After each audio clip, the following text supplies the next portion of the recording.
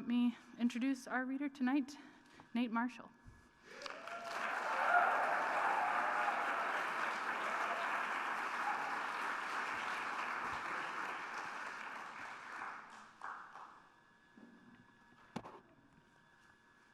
Oh yeah, I get to take this off now. Damn, it's hectic. Yeah, this is like the second reading I've given from this book, so cool.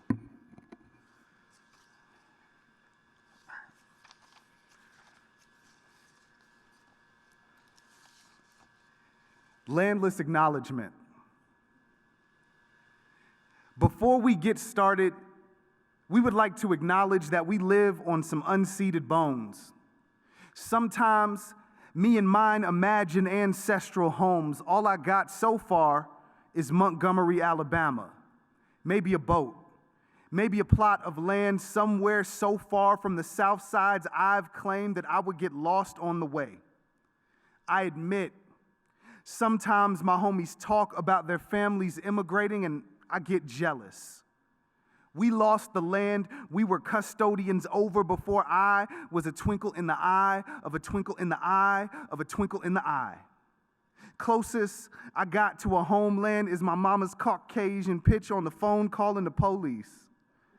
Closest I got to a homeland is not never calling the police. Closest I got to a homeland is my daddy's laugh in a spades game. Closest I got to a homeland is my lover's tongue talking or otherwise. Closest I got to a homeland is the funk under a DJ's needle and my hand full of a dance partner. Not to be dark, but I am. Not to be dark, but the planet is on fire. Not to be dark, but they move in capitals because the water is coming up.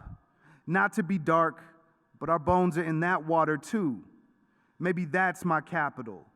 Once the polar capitals melt and there's a whole lot less land for folks to buy and sell and steal, maybe everybody will feel a little more dark, will feel a little more homelandless like we do. Why you think I call my compatriots homies? Maybe ain't no home, except for how your beloveds cuss or pray or pronounce. Cool. You don't know how to do that. Now you've made it weird. Okay. Wonderful. Here we are. Cool. Yeah, this is cool. I don't read poems in front of people anymore. It's crazy. It's crazy out here in these crazy COVID streets. All right. Sorry. I forgot how to do this. I don't know. All right, cool. This poem is called Telling Stories. If you grew up in a house like mine, you know, telling stories was like this euphemistic phrase that just sat in the house, so we'll go. A few times each year, I'm convinced of the end of singleness, the beginning of a singularity. I become convinced of the infinite curve of love. My grandma, like all black grandmothers, perhaps, told me, do not tell stories, by which she meant, do not lie, except we couldn't say lie, which was a curse word in her house. My grandma, like all black grandmothers, perhaps, told me stories about where we were from and who we were from and the unbroken string of happy accidents and hapless miracles that made us possible. My grandma used to say, worst thing in the world, a liar or a thief. And I know I have been both these most deplored before. My grandma used to say, I love you. My grandma gone. My convictions gone too. Does that mean an end to the long curve of her love or mine? Does that mean I love you is always bound to end up a story? If so, what kind? The worst thing or one of the small impossibilities that put us here? Cool. All right. I guess I'll read this one next. Hi everyone.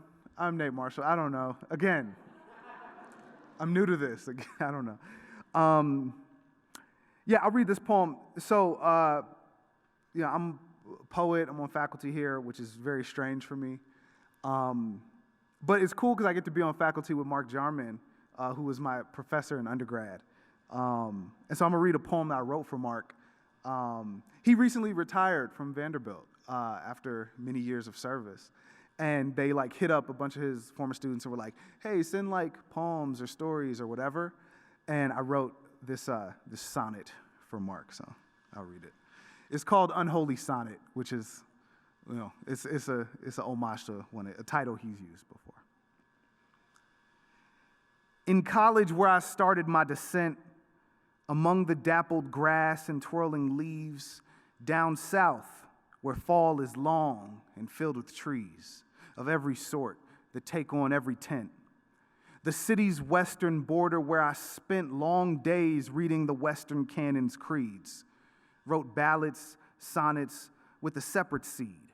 The fugitives, they surely never meant a fugitive like me to be their heir, an interloper in their southern song. For shame, the classroom let the shadows speak. The spook sat by and scribbled out his prayers to liquor stores and sinners with their wrongs. What I inherited, damn sure ain't meek. Cool.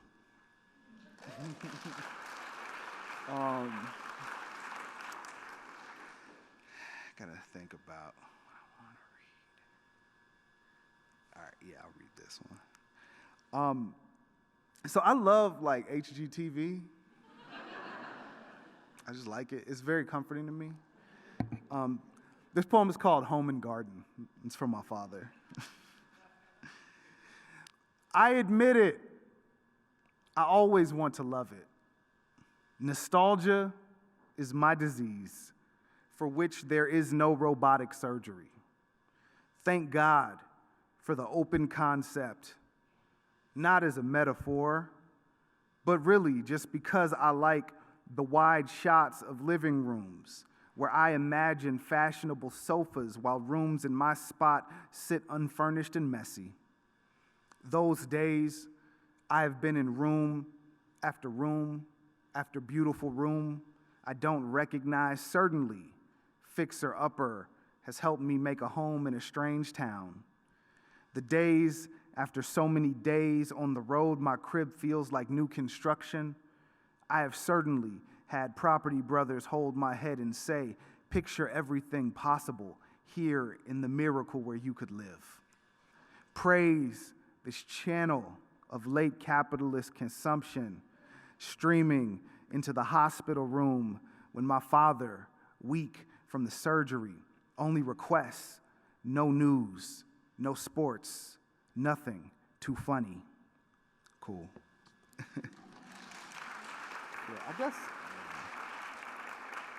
I'll read some more things from the book. Actually, I'll do this. I'll read one thing from the book, and then I'm gonna read another thing that's just sort of out in the air, not really anywhere, and then I'll read more stuff from the book. I don't know why I'm narrating this for you all, because it doesn't matter. You have to be here anyway, or you don't have to be here, but you're here. So I'll read this poem. This poem is called "When I Say Chicago." I'm from Chicago, in case you didn't know that. If you didn't, what's up? Here we go. South Side, we out here. All right. So yes, I'm from Chicago. A few years ago, Chicago Magazine reached out to me, and it's funny because I think most people don't really know anything about poetry or how to talk to or what to do with poets, and so they were like, "Hey, Nate Marshall, we heard.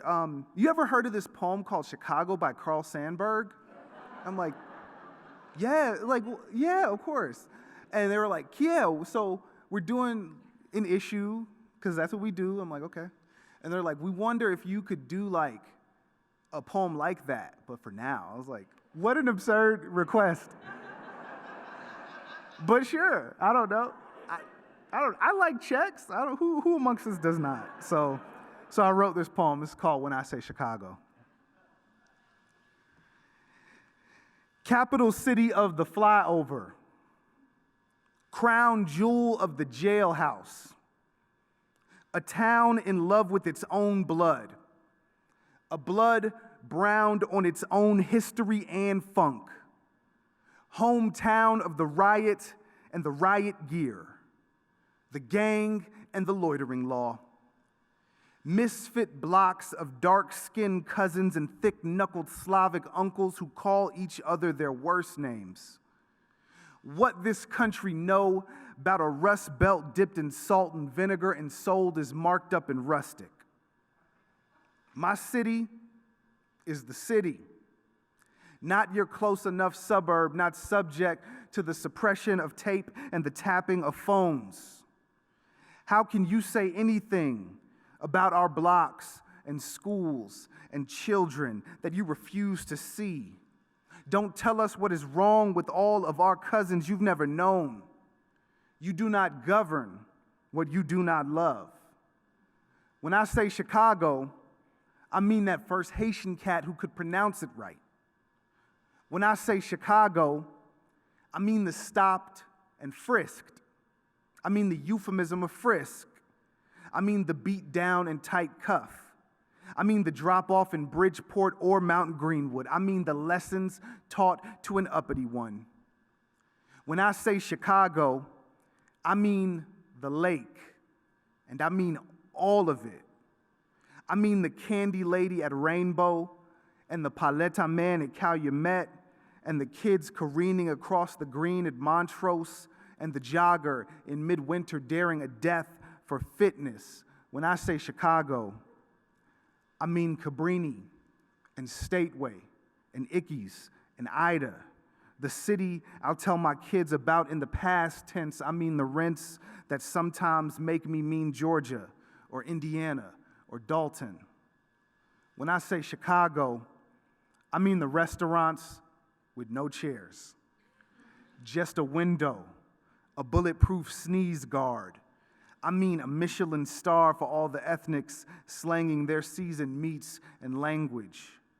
When I say Chicago, I mean my mama's house that was my grandma's house. I mean the neighborhood that was our neighborhood, because we said we'll make a home here and we'll stay. Cool.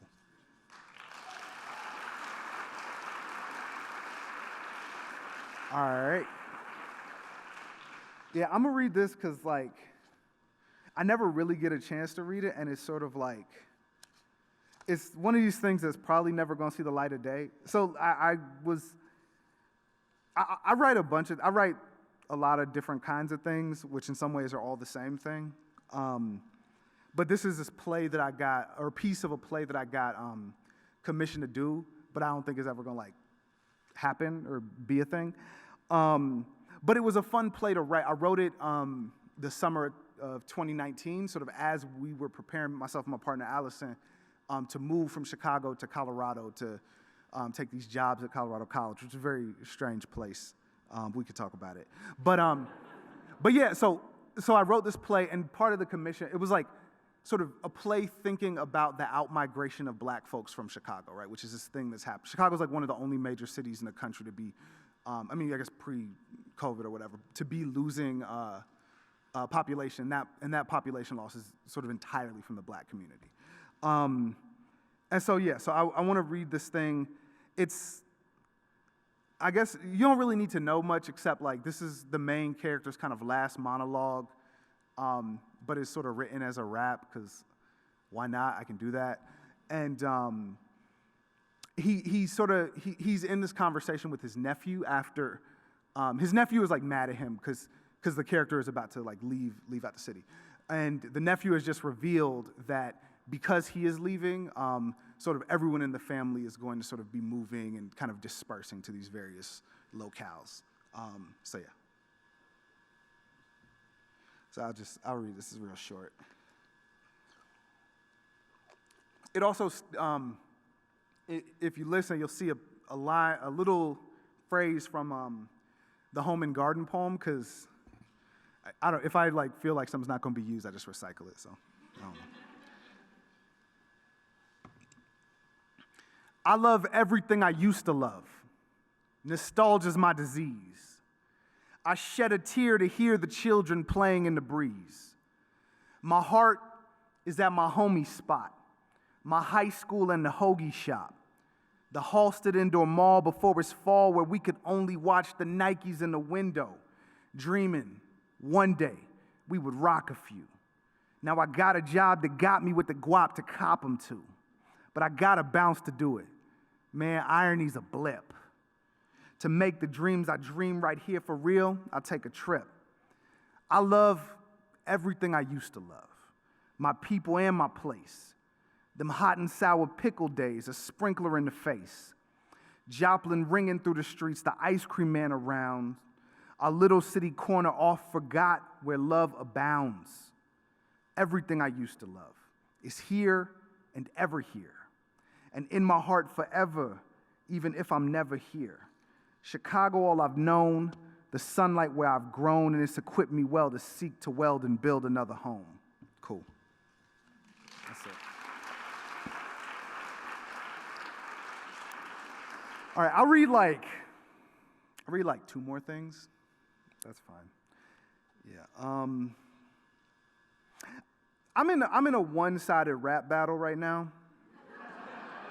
It's been going on for a long time. It's me and Thomas Jefferson. And I'm winning, in case you were wondering. He does not have bars.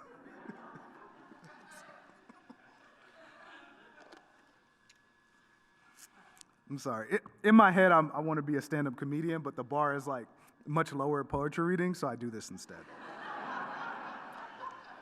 This poem is called Fit 11, and Fit 11 is my favorite number. If you don't know how much that is, just know it's a lot more than a little bit.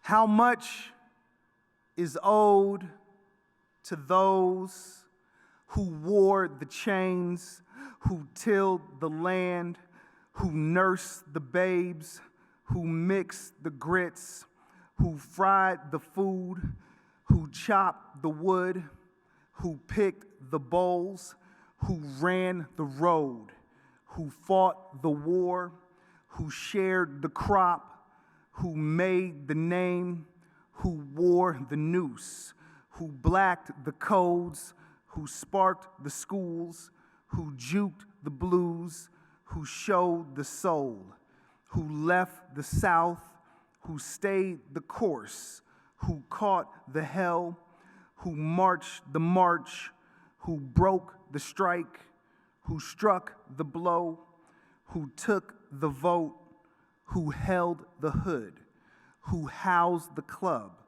who queered the notes, who spun the jams, who funked the flow, who built the thing, who built the thing, who built the thing. You know, take the payment you ain't give for all that and press it down, make it overflow, fit 11 times, and give me that in my own numbers of my own currency. Cool.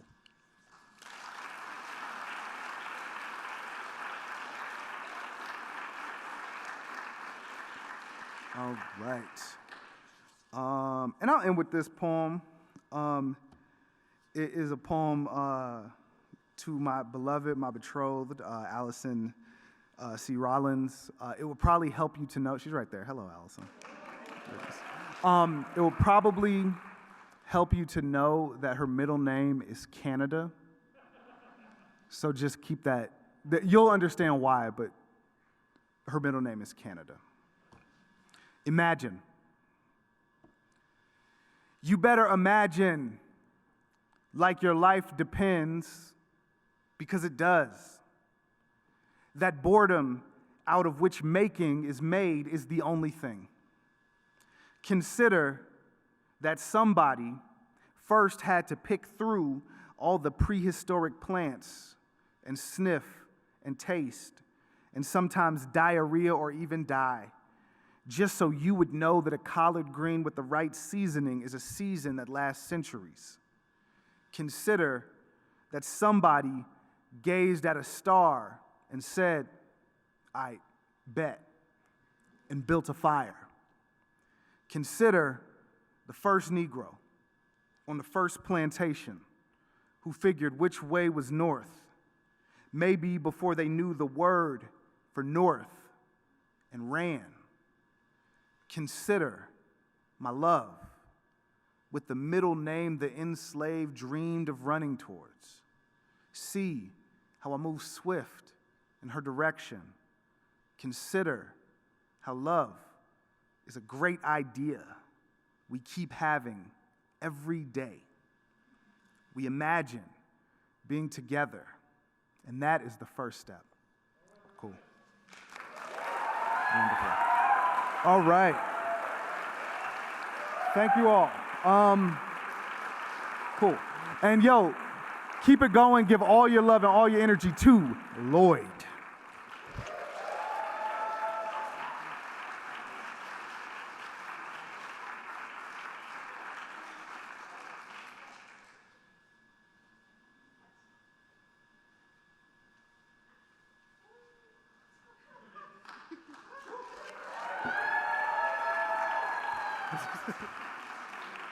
Thanks so much for that.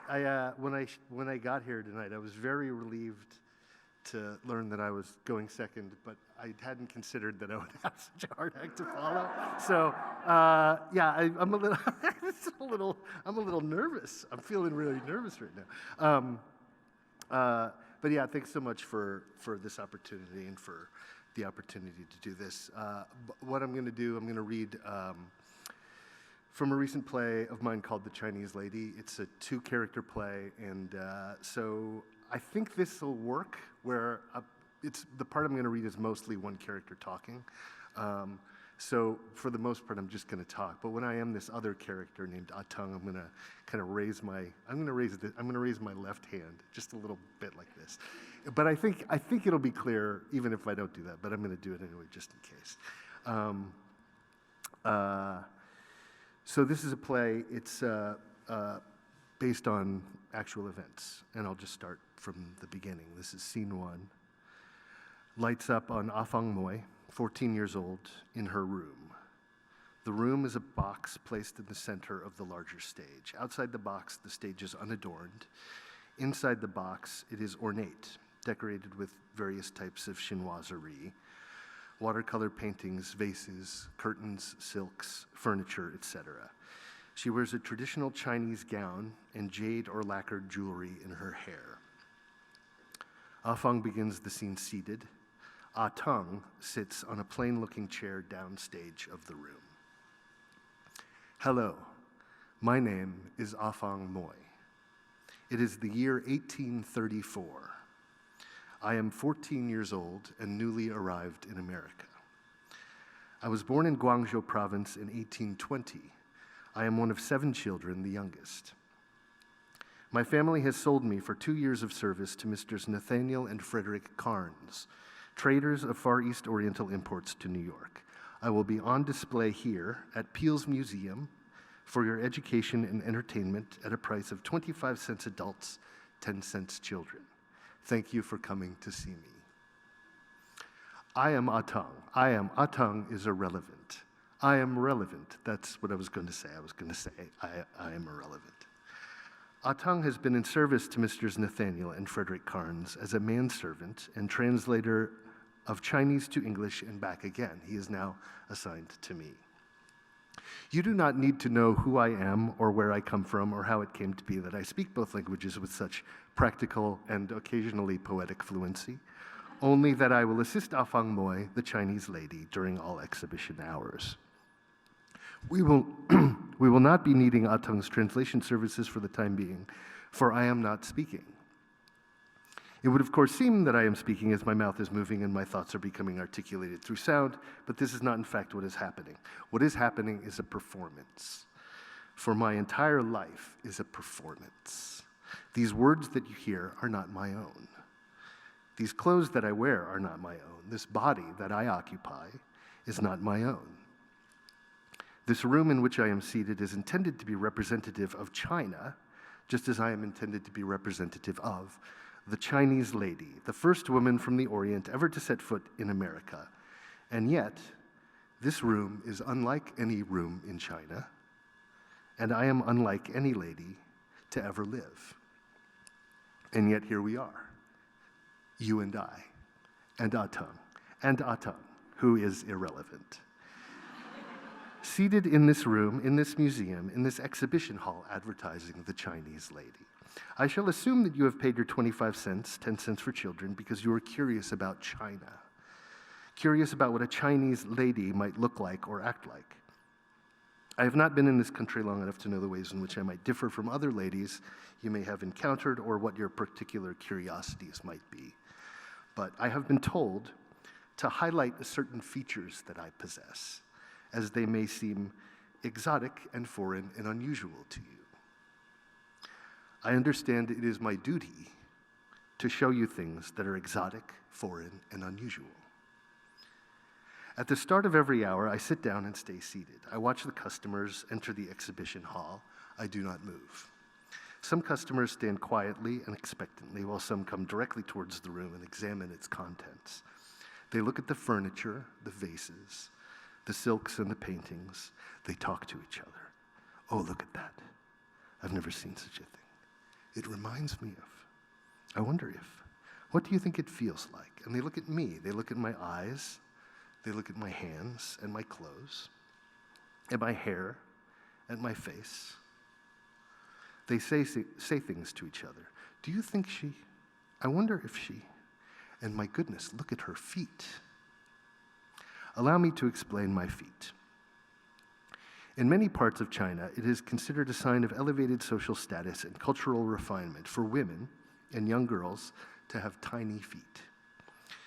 When I was 4 years old, my feet were placed into a hot mixture of herbs and animal blood to soften the skin and muscles. My toenails were clipped to their smallest possible size. Both feet were then deeply massaged and oiled before the toes were broken by hand and bound flat against the soles into triangles. My arches were bent, then bound in silk ribbons. These ribbons were wound in a figure-8 motion multiple times, pulling the ball of the foot and heel together and pressing the toes underneath the sole. This continued for about a year. Every few weeks, the bones broken, then set, and then broken again. And for this part of the exhibition, I walk in one revolution around the room to illustrate and demonstrate the form and function of my feet. She walks. Typically, during this part of the show, I'm the one who describes the process of foot biting to the audience, but I don't need to do that now, because I already did, because she already did. Hwangwap finishes her long revolution around the room and sits. And now I will bring her food. Next I will eat, and you will watch me.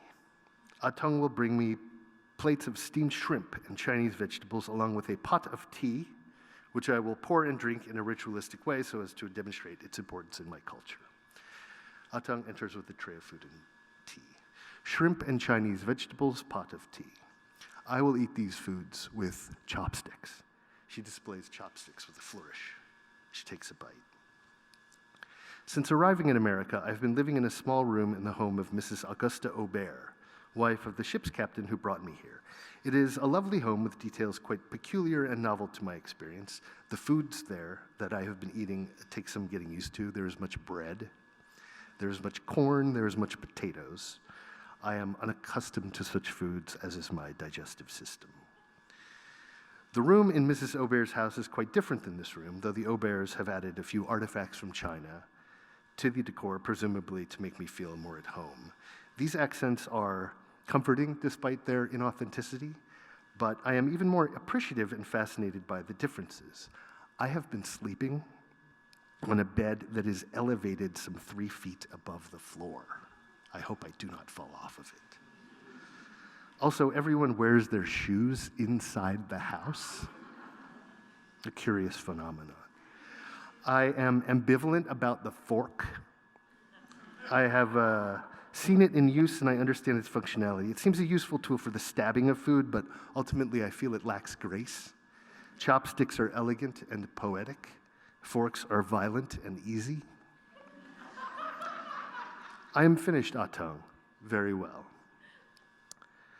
Now I will pour the tea. In China, tea is of the utmost importance. There are many kinds of teas for various uses. It is as much for pleasure and entertainment as it is for health and medicine.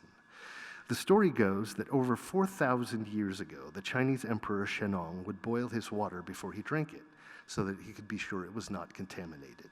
One day, while traveling outdoors, a leaf from a wild bush fell into the water and steeped itself in the cup.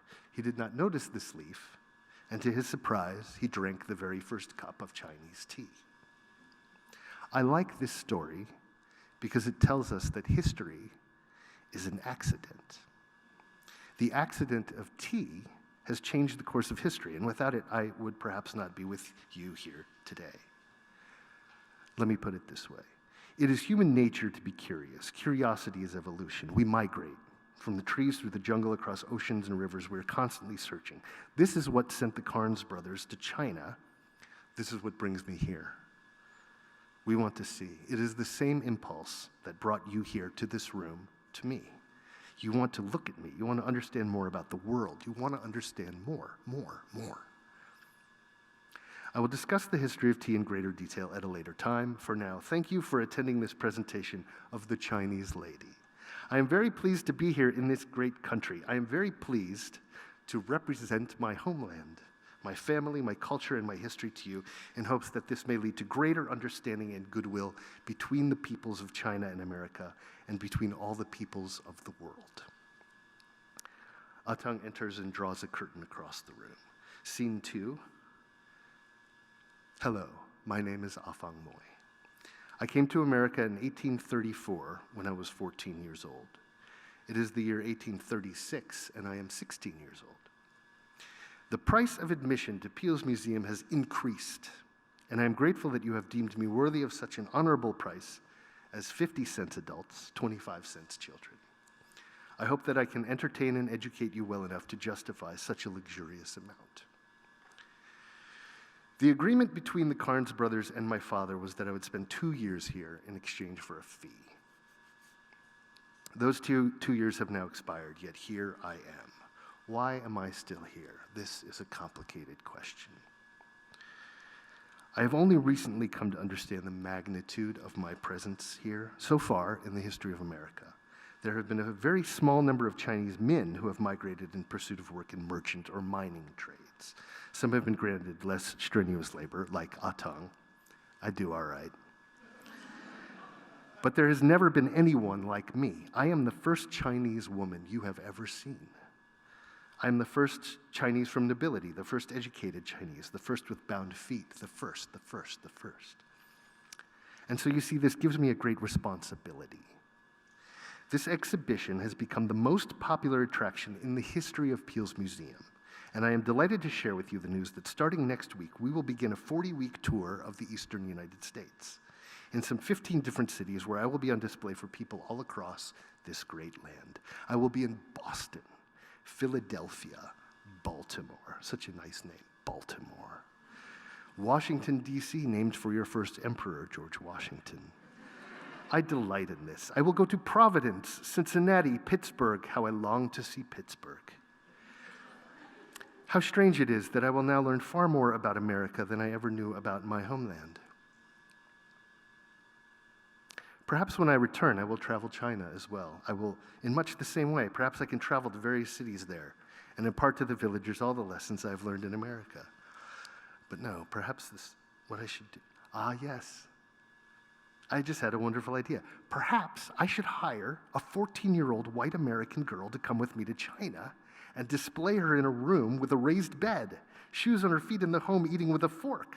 Perhaps I can tour her throughout the country and let the Chinese look at her and study her, put her on display for the education and edification of the Chinese curiosity. And then I could be like Atang. Couldn't I? Or I could. Oh yes, I suppose that's true. Atang, you could serve the same function to the white girl. I would like to return someday to China. How long have you been in America, Atang? A long time. This is unspecific, Atang, how long? I suppose since I was 14. And how old are you now? I am as old as the wind. What? I am as old as the hills. Atang, no, you're not. I am as old as the rain. The rain is eternal, exactly. Atang, don't talk nonsense. Aren't you excited to travel the country to see Philadelphia? Sure. To see Baltimore? Baltimore, yes. To see Pittsburgh? No, not Pittsburgh. Why not Pittsburgh? I have been there before. Nonsense again. When were you in Pittsburgh? I was there a long time ago. Again with your non-specificity. Honestly, Atang, I must learn to accelerate my English studies so that I won't need you anymore. You will always need me.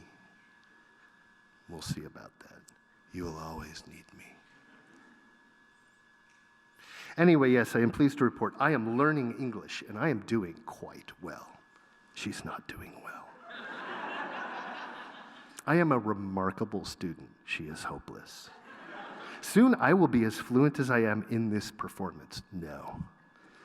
Right now I can only speak in simple terms, and I fear this makes people think I am stupid. When a white person asks me a complex question, such as, are you excited to tour the country? I can only say yes, or oh yes, sir, very much. And while this might convey some enthusiasm, it cannot convey the poetry of it. If I had the words in English, I would say that I cherish the opportunity like a flower cherishes sunlight, that the thought of seeing the whole of America roots in me like a jewel that is lodged inside my eyes and colors every part of my vision. When she says things like this, I translate them as, she says yes, she is excited. And so these white people, they think I am simple. I must not allow that. I must express my voice. This is my obligation to America. This is my obligation to the world. Afang, it is time for you to walk. Oh, dear, yes, my goodness. How irresponsible of me. Thinking ahead to the future when I have tasks in the now. She walks. I have noticed that my feet are a source of constant fascination. Most Americans consider it barbaric. Of course, in China, there are many who feel the same way, but it is tradition, and so there is hesitancy to alter it. Personally, I don't consider it barbaric. I like my feet. I have noticed there are traditions in the American identity that are similarly entrenched, despite some controversy about them among the populace, such as corsets or the transatlantic slave trade. Perhaps this is the way of tradition. We set systems in place so that we can provide a structure, so that we can feel secure. And then at some point as we evolve, these systems become unnecessary. But before we can move on to a new set of traditions, we must live in a slow dismantling of the old ways. It may take time, but it is useful work. And now I will bring her food. Every evening for 2.5 years, I've eaten the same dinner with slight variations, a bowl of rice and a plate of shrimp or chicken or fish and a pot of tea. At lunchtime, however, I eat American food. Oh, it is good. I get to eat beef and mashed potatoes and corn and bread.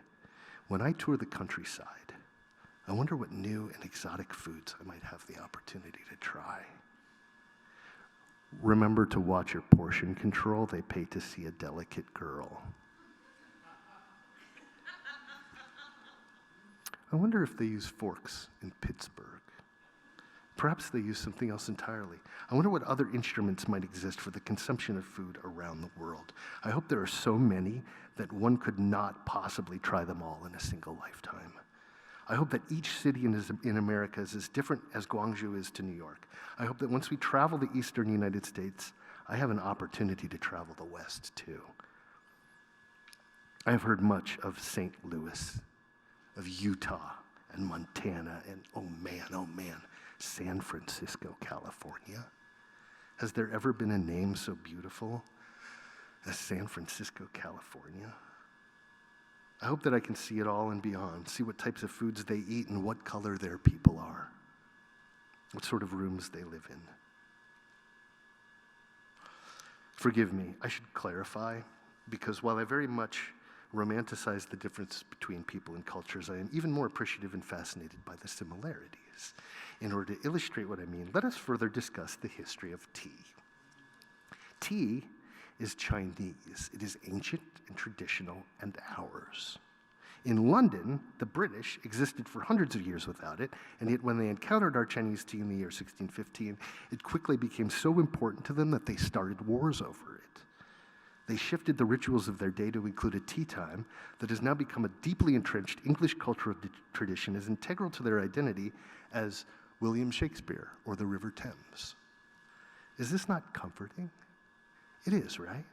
That one culture can be so moved by another that it simply cannot resist the urge to appropriate it for themselves.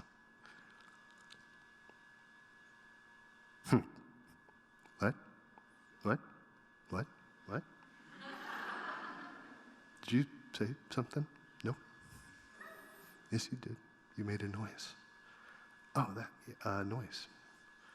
Yes, I did. What does such a noise represent? It's just, well, I think it may be a little more complicated than you're making it sound. Tung, you cannot possibly object to such a beautiful example of cultural sharing, for is this not our very purpose in America?